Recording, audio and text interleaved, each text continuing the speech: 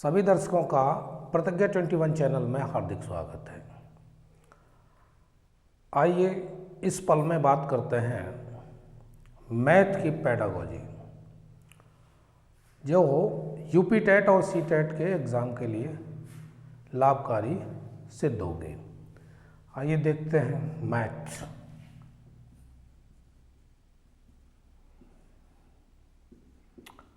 For UP TET and C TET, ये दोनों के लिए लाभकारी है और इससे जुड़े हुए कुछ प्रश्नों की चर्चा आपके सामने करते हैं। आप भी लाभ उठाइए।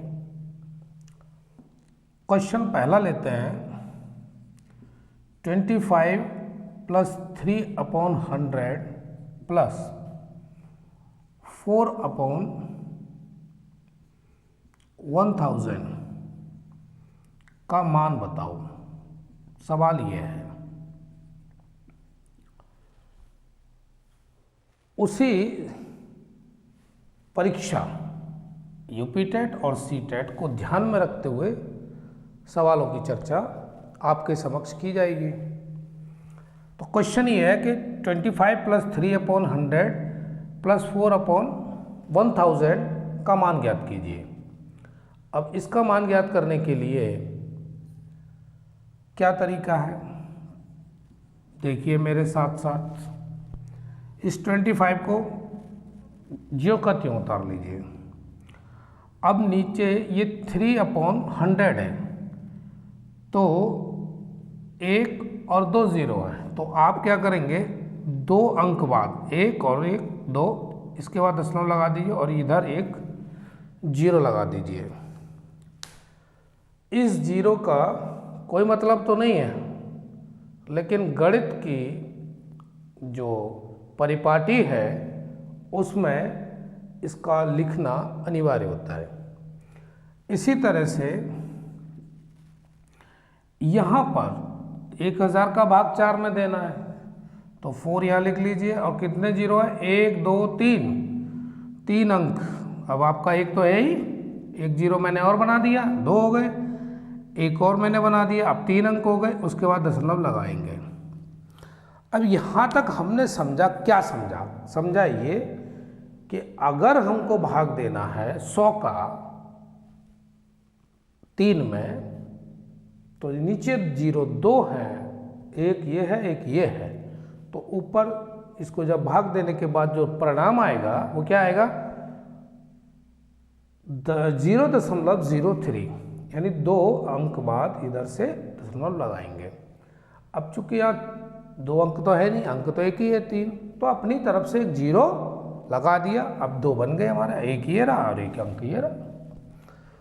यही कंडीशन इस सवाल के साथ है। 4 में भाग लगाने को बोला है 1000 का, ऊपर अंक एक ही है और नीचे 1000 से भाग देना है, तो नीचे 3 0 हैं, 1 2 3 0।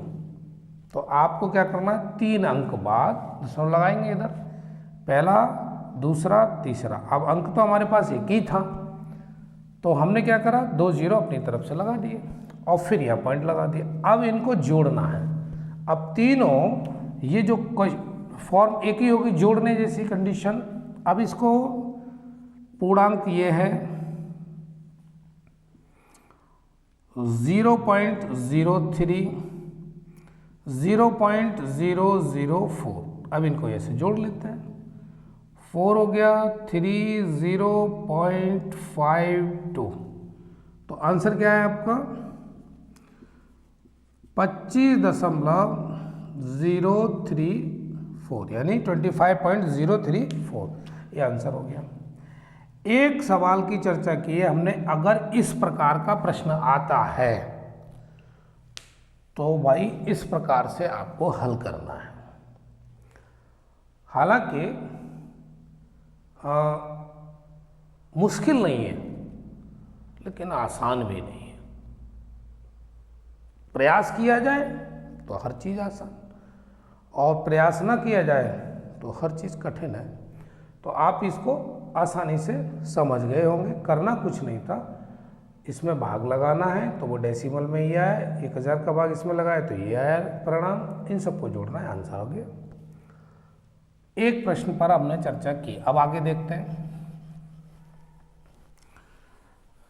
आगे दूसरा क्वेश्चन, क्वेश्चन ये है 1 से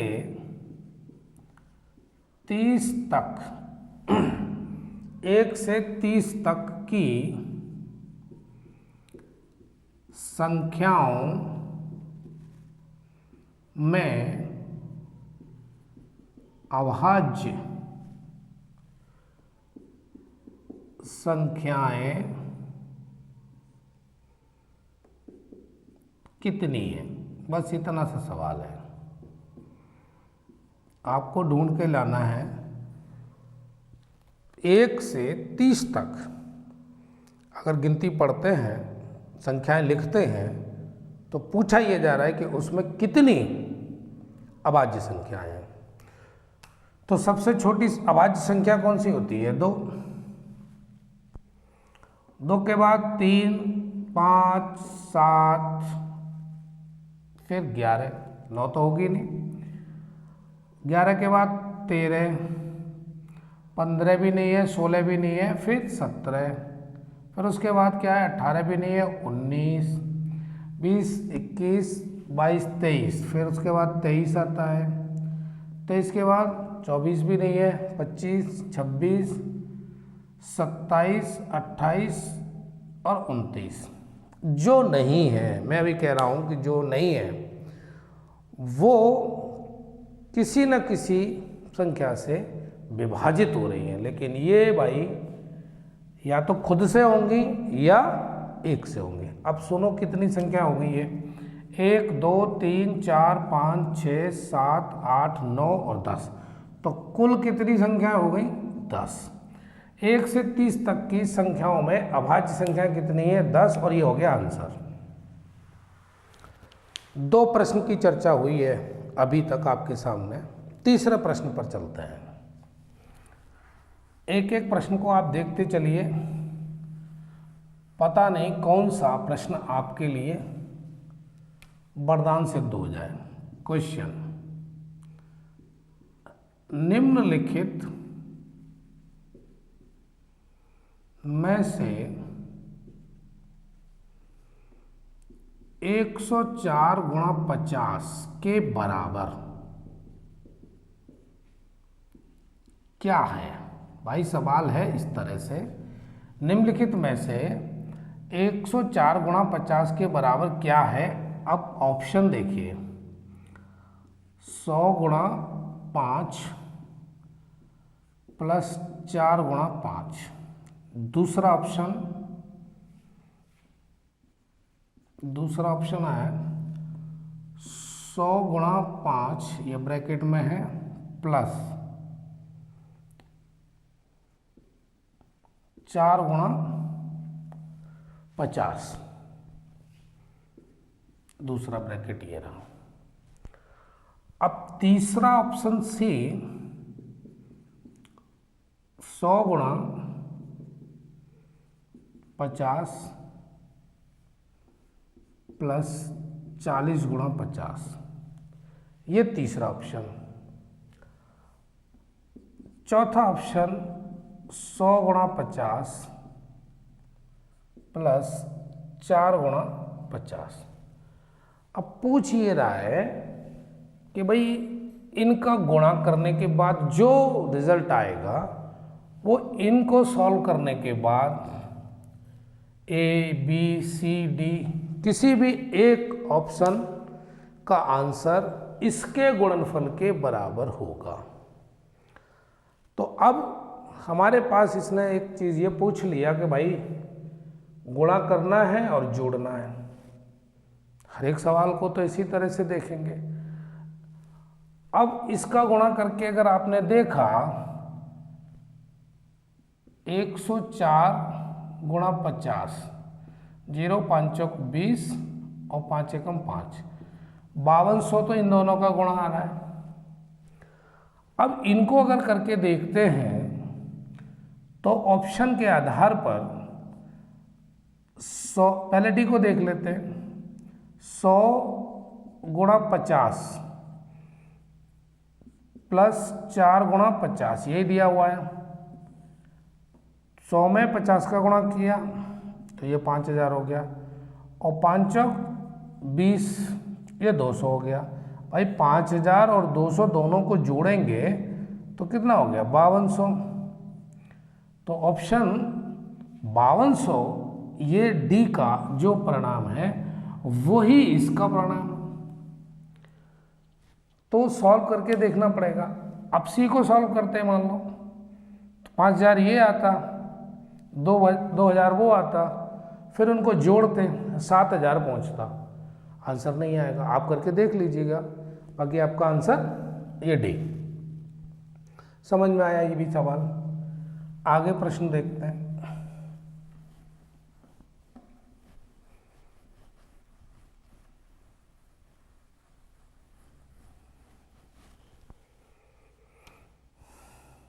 क्वेश्चन, समान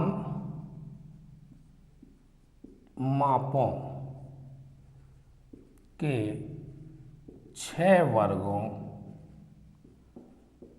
का क्षेत्रफल 294 वर्ग सेंटीमीटर है, तो एक वर्ग का परिमाप ज्ञात करो। अब दो शब्दों से हमारी मुलाकात हो रही है, एक तो क्षेत्रफल से हो रही है और दूसरी मुलाकात परिमाप से हो रही है। तो ये दोनों शब्द हमें पता होने चाहिए। परिमाप क्या होता है? अगर वर्ग का परिमाप पूछ रहा है तो 4 का गुणा कर देते हैं भुजा में, तो ये परिमाप होता है। यानी ये वर्ग है और इसकी चारों भुजाओं को जोड़ लें, क्योंकि ये चारों भुजाएं समान होंगी, चारों भुजाओं को जोड़ लें तो उसका परिमाप हो गया। और क्षेत्रफल क्या होता है? वर्ग के बारे में बात हो रही तो वर्ग की बात करेंगे। भुजा स्क्वायर, वर्ग का क्षेत्रफल भुजा स्क्वायर, यानी उसकी अगर भुजा 5 दी है तो क्षेत्रफल कितना हो गया? 5 का वर्ग करेंगे 25। और परिमाप पूछे तो 5 5 5 5, यानी 4 का गुणा 5 में करेंगे 20, परिमाप 20 हो गया।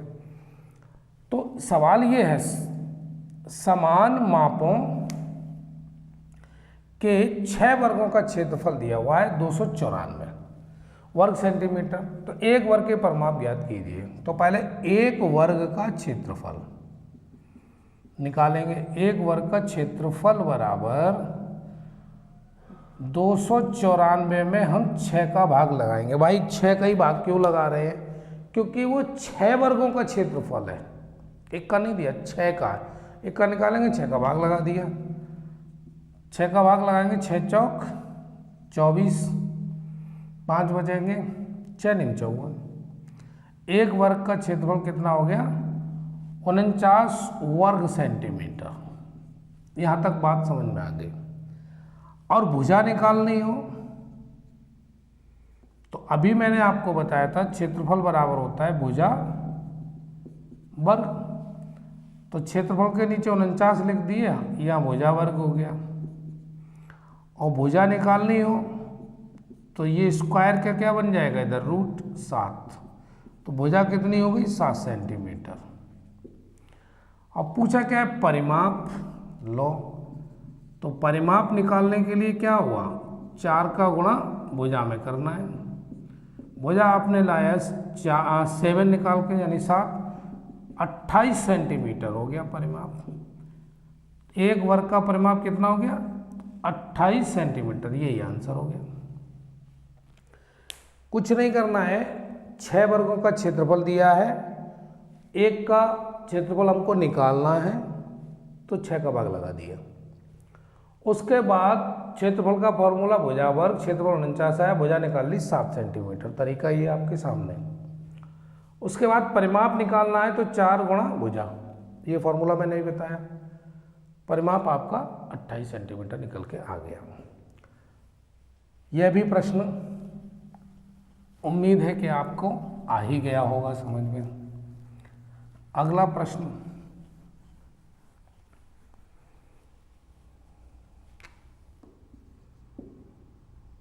दो 231 और 596 को किस एक संख्या से गुणा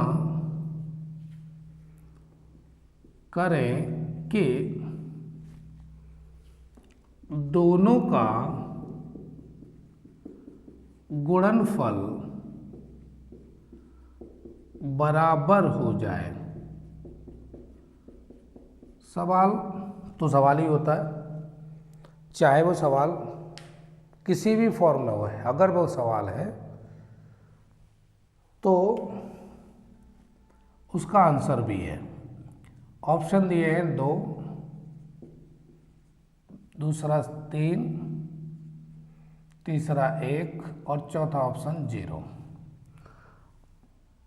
2, 3, 1 और 0 इनमें से कौन सा होगा? अब 231 और 596 को किस एक संख्या से गुणा करें कि गुणनफल दोनों के बराबर आ जाए। अब मान लीजिए हमने 1 से गुणा किया तो 231 में 1 का गुणा करेंगे तो 231 और 596 में 2 का गुणा करेंगे, और सॉरी 1 का गुणा करेंगे तो 596। तो भाई ये तो सवाल बना नहीं, ये तो होगा नहीं। और ये जब 1 से नहीं हो रहा है तो आगे तो और है, इसमें 2 का गुणा करें, इसमें 2 का गुणा करें, दोनों के परिणाम अलग आएंगे। तो सीधा सा मतलब क्या है कि हम इनमें 0 गुणा कर दें। 231 में 0 गुणा करें तो भी 0, और 596 में 0 गुणा करें तो भी 0। गुणनफल कितना आया? बराबर आया, 0 आया। सवाल तो सवाल है ना, यह भी एक सवाल है, यह भी अपना एक भूमिका रखता है। तो सवाल जरूर आसान है, लेकिन कभी कभी मुश्किल ये छोटे छोटे सवाल भी पैदा कर देते हैं। आगे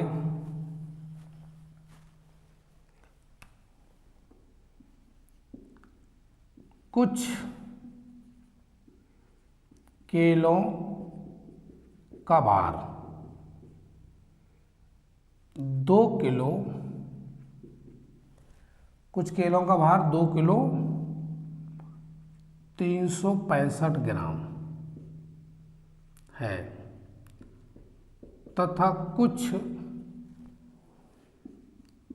सेबों का भार 3 किलो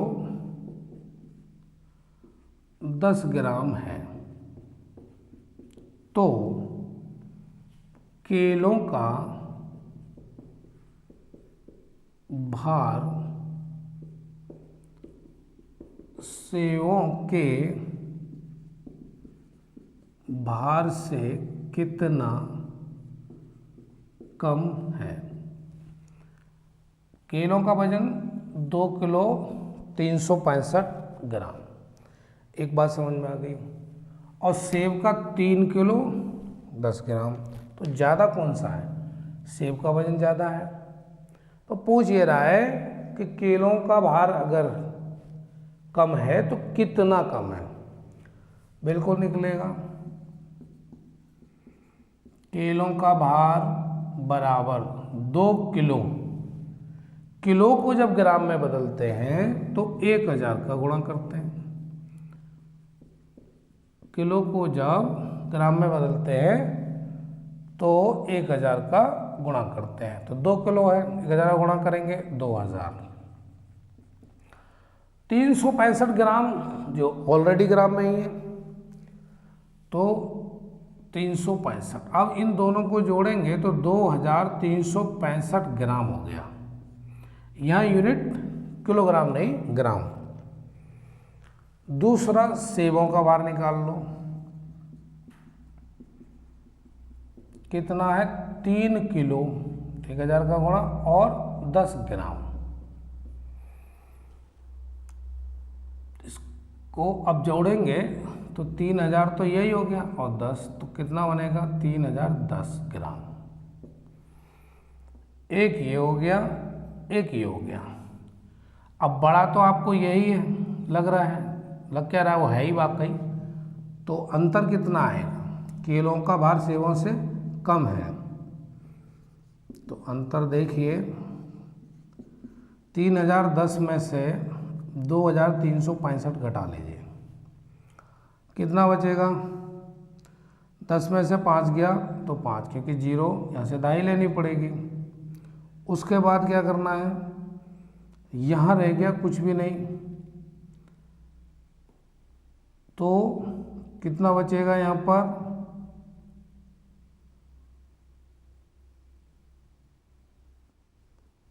दस में से या तो रह गया आपका 9, तो 9 में से 6 गया तो 3, और ये 6, तो कितना हुआ 635। अभी इसको देखते हैं कि ये गलत लग रहा है। 5 और 5 10 को जोड़ेंगे, 5 और 10 को जोड़िए, 0 हासिल लगा 1, 7 और 3 10 का 0 हासिल लगा 1, 4 और 10 का 0 हासिल लगा 1। कहीं गलत हो गया, कहाँ गलत हुआ है, तो यहाँ पर आई थिंक 4 होना चाहिए। कितना होना चाहिए, 4 होना चाहिए। 10 यहाँ से दाई लेंगे, 10 में से 5 गया तो 5, अब यहाँ कुछ नहीं बच रहा है, तो 10 में से 6 घटाएंगे तो 4 बचेंगे, और अगर यहाँ पर रह गया 9, 9 में से 3 घटाएंगे तो 4, तो 645 ग्राम। कितना बचा, 645 ग्राम। अब इसको चेक कर लेते हैं, 645 को 3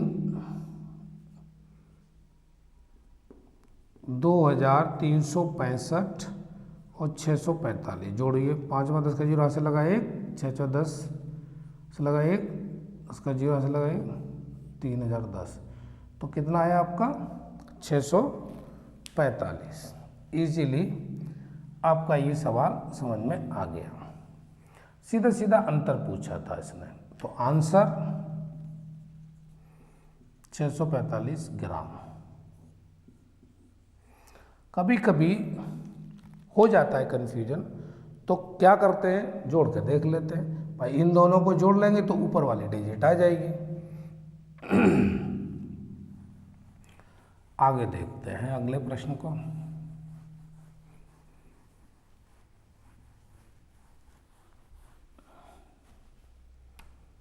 क्वेश्चन,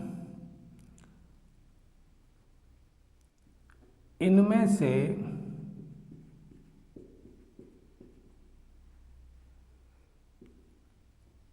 से सही क्या है।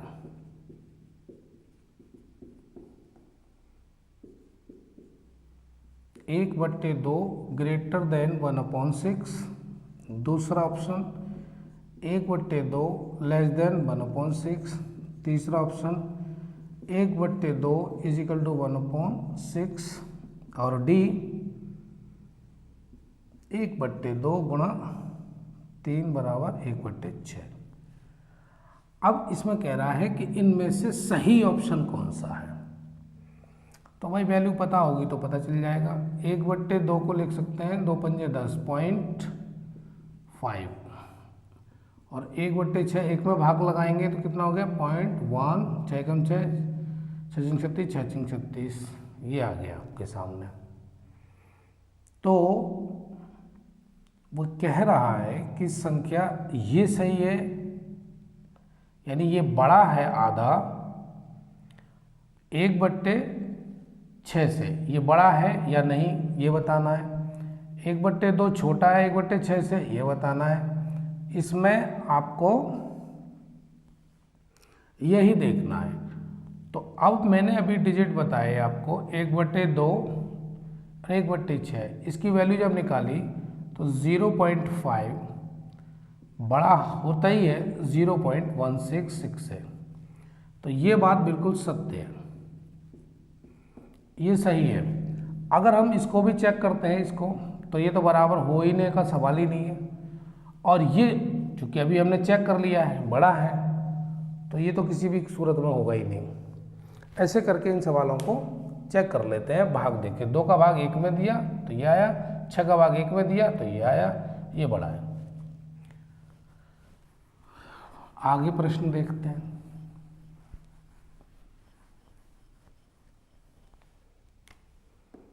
क्वेश्चन, किसी भी विषम प्राकृतिक संख्या के पूर्ववर्ती तथा परवर्ती का गुणनफल हमेशा किस संख्या से विभाजित होता है। ये प्रश्न है और ऑप्शन भी दिया है, A 3, B 4, C 6 और D 8। चेक करना है बस। विषम प्राकृतिक संख्या, कौन सी संख्या दे रहा है? विषम। तो मान लो एग्जाम्पल हमने लिया 3, एक विषम संख्या है, इसका पूर्ववर्ती हो गया 2 और परवर्ती हो गया 4। 3 से पहले 2 आता है, 3 के बाद 4 आता है। उनका गुणनफल कह रहा है, का गुणनफल, तो 2 का गुणा 4 में करेंगे तो 8, किस संख्या से विभाजित होता है? तो यहाँ दिया है 3, 4, 6, 8, तो ये तो 8 से भी विभाजित हो रहा है और 4 से भी हो रहा है। तो एक और चेक करते हैं, 11,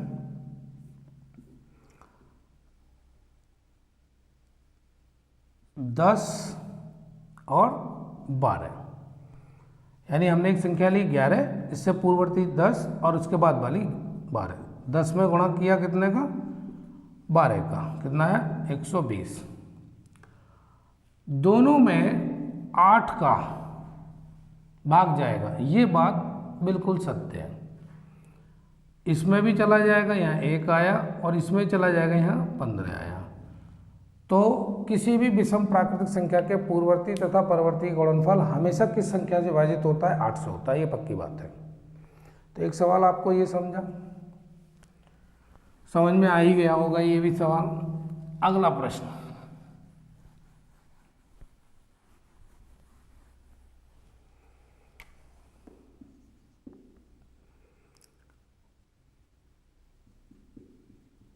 निम्नलिखित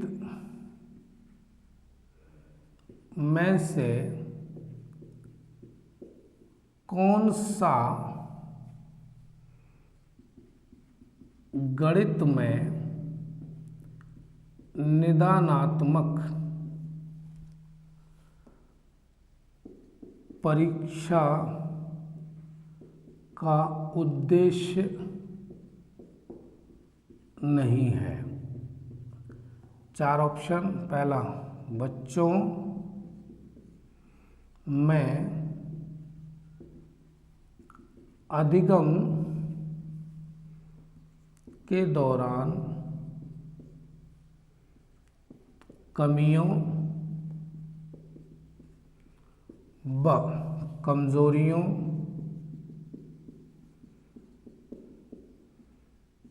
को ज्ञात करना। बी, बच्चों की प्रगति रिपोर्ट भरना। तीसरा, अभिभावकों को प्रतिपुष्टि देना। और चौथा, उपरोक्त में से कोई नहीं।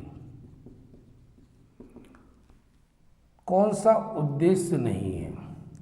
बच्चों में अधिगम के दौरान कमियों व कमजोरियों को ज्ञात करना, ये तो उद्देश्य है भाई। अभिभावकों को प्रतिपुष्टि देना, ये भी है, लेकिन ये नहीं है बच्चों की प्रगति रिपोर्ट भरना। ये गणित में निदानात्मक परीक्षा का उद्देश्य नहीं है। तो आपका आंसर क्या आया?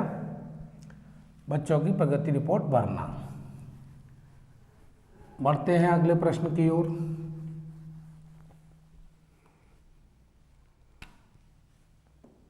अगला प्रश्न है,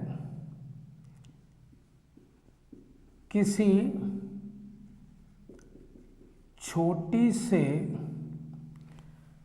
किसी की जगह पर किस छोटी से छोटी संख्या व बड़ी से बड़ी संख्या का सन्निकट हजारवां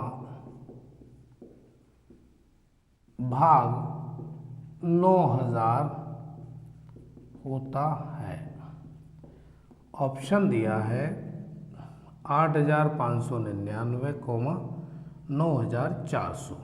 दूसरा ऑप्शन दिया है 8499, 9500। तीसरा ऑप्शन 8499, 9500। और तीसरा ऑप्शन दिया है 8500, 9499। तो भाई ऐसे प्रश्न जब आ जाएं सामने तो एक ही काम करना होता है, क्योंकि ये बात हजार में की 9000 ये जो संख्या दी हुई है 9400, ये भी किसके सन्निकट है? 1000वें भाग में 9000 के निकट। और ये जो संख्या दी है 8599, क्योंकि आधे से ज़्यादा यानी 8500 से ज़्यादा है और वो 9500 से कम है। तो ये सब, ये दोनों संख्याएं जो हैं किसके निकट हैं? 9000 के। फिर मैं बता रहा हूँ 8500 से ये ज़्यादा है तो ये ज़्यादा होनी चाहिए, और ये 9500 से कम है, तो ऐसी दशा में ये 9000 के सन्निकट होंगे। तो आंसर हुआ आपका ए। आधे से ज़्यादा होता है तो संख्या आगे वाले में चली जाएगी, आधे से कम हो तो पीछे वाले में। यहाँ यही पोजीशन तो है, 9500 से कम है तो 9000 पे ही रह जाएगी। ये 8599 यानी आधे से भी ज़्यादा है तो अगली संख्या पहुंच जाएगी। इतना सा बात दिमाग में रखना है। एक प्रश्न और देखते हैं।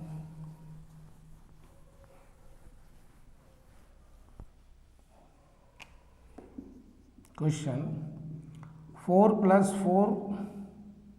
4.44 + 4.04 + 44.4 + 444 का मान बताओ। अब भाई इसमें करना क्या है? जोड़ना ही तो है, इनमें कुछ नहीं करना, जोड़ना है। तो सबसे बड़ी पूर्णांक संख्या कौन सी है? 444.00 लिख ले रहे हैं। 2 बार 0 क्यों लिखा? क्योंकि पॉइंट के बाद 2 अंक तक दिया हुआ है। फिर 4 जोड़ लीजिए, उसके बाद 4.44, उसके बाद 4.04, फिर कितना है 44.4। ये हो गई संख्या 1 2 3 4 5, 1 2 3 4 5। अब इन सबको जोड़ लो, 4 और 4 8 हो गया, 4 और 4 8, ये भी हो गया।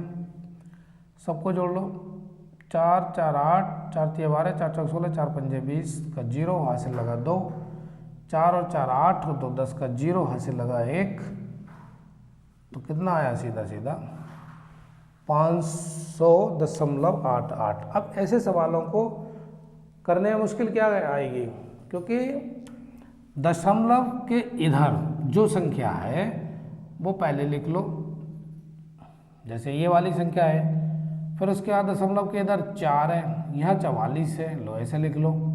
फिर उसके बाद ये था 4.44, ऐसे लिख लो। फिर खाली 4 है, इसके इधर उधर कुछ है नहीं, और फिर 444 ये था। अब इनको अगर जोड़ते हो तब भी यही आएगा, कितना। तो तरीका ये है कि ऐसे लिख लो, आसानी ये रहती है। इस तरह हमने गणित के जो यूपी टेट और सी टेट में जिस परिपाटी से सवाल पूछे जा रहे हैं मैथ के, उन पर थोड़ा सा संक्षिप्त रूप से चर्चा की है, और इसमें आपको कुछ ना कुछ जरूर अवश्य लाभ मिलेगा। आशा करता हूँ कि आप इसी तरह से जुड़े रहिए और लाभ उठाते रहिए। मिलते हैं किसी और विषय के साथ, तब तक आप स्वस्थ रहें, मस्त रहें। धन्यवाद।